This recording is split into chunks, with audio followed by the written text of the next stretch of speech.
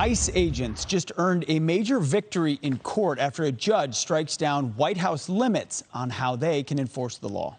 Under the rules laid out by DHS Secretary Mayorkas, detained migrants were being released, including ones with assault and drug offenses.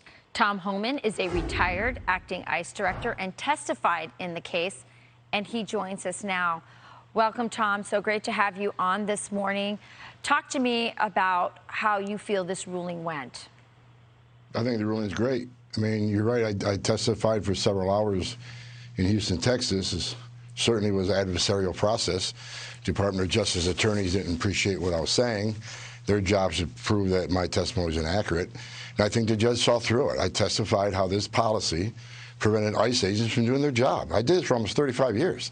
And the numbers bear it out. ICE had the lowest number of removals in the history of the agency.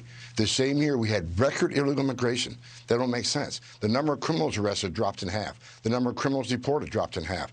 So this policy itself prevented ICE from doing their job. And ICE was forced to release over 14,000 criminals from detention. Wow. So, you know, I'm grateful that the judge saw through this and made this ruling. Well, Tom, the judge certainly did agree with you. Here's a portion of what the ruling included, saying, using the words discretion and prioritization, the executive branch claims the authority to suspend statutory mandates. The law does not sanction this approach.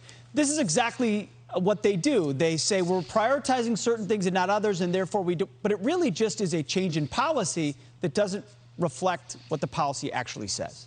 Right, and the policy took discretion away from the law enforcement officers. They had to get approval before they arrested somebody. And after they arrested somebody, the case had to be reviewed by a higher official to make sure they can continue to prosecute the case and keep it in custody. The officers lost all discretion. And look, the ICE officers were, you know, the morale was in the toilet. I mean, they took an oath to enforce immigration law. And one thing that came out in the hearing, there's no prerequisite in the immigration law that you got to go commit a crime to be arrested and removed from the country. Being in the country illegally is a violation of law. Entering the country illegally is a crime. They should be able to arrest and deport people simply on immigration law. They shouldn't have to wait for them to commit a crime, serious crime against a U.S. citizen. So, Tom, we talked about this yesterday. I heard Pete during the commercial break talk about this just a moment ago. 20,000. That's the number Joe Biden laid out at the Los Angeles Declaration. They're going to take in 20,000 refugees from Latin America over the next 2 years. Now, he's laying out what he says is this is the legal number he is going to take, set aside the number of illegal migrants on a monthly basis we're looking at right now. I think we used this word yesterday, Tom, magnet, incentive. What does this new declaration mean?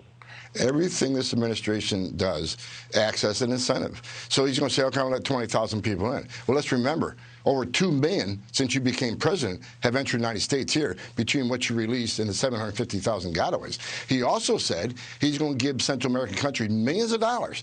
And we've done this for decades. Mm-hmm. We've done it for decades that don't work. What President Trump did was saying, I'm not going to give him a dime. Matter of fact, I won't take money away unless you step up and enforce your own laws. And it worked. The Trump policy and threatening to take money away worked. He didn't give him a dime.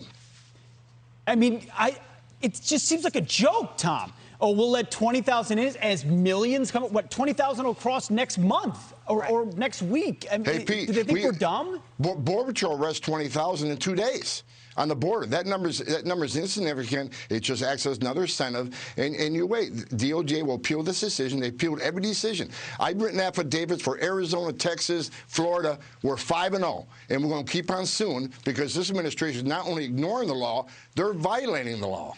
Tom, can I ask you a quick question? Is it that there are NGOs who are these non-government agencies that are pro-immigration that are pressuring the Biden administration to do this? Or is it that the Biden administration, because I'm sure you've thought about, why are they doing this? Why are they opening our borders? Why are they? What is it? You're exactly right. The NGOs, look, there's the immigration advocates in the White House, immigration advocates at the Department of Homeland Security, at ICE headquarters. They're running the show. And not only are they running the show, we're bankrolling them. These NGOs are down on the southwest border. Instead of putting them in an ICE bed, an ICE detention bed that's already paid for, Thousands of beds already paid for, empty. Let the NGOs take care of them and give them millions of dollars. And on top of that, give them millions of dollars and get an air flight anywhere they want to go. The NGOs and the immigration advocates are running immigration policy. This ICE memorandum that we sued on was written by an immigration advocate out of Miami, because when I went into the inside of the memo and looked at how it was written, she left her name on there. So I knew who wrote that. An immigration advocate wrote the policy for ICE enforcement. That's how bad this administration Now it all makes is. sense. Now it all makes sense. And money, always money behind this. They're scamming the American serving. people. We appreciate it, Tom. Thank you very much. Tom. Thank you, Tom. Thank you.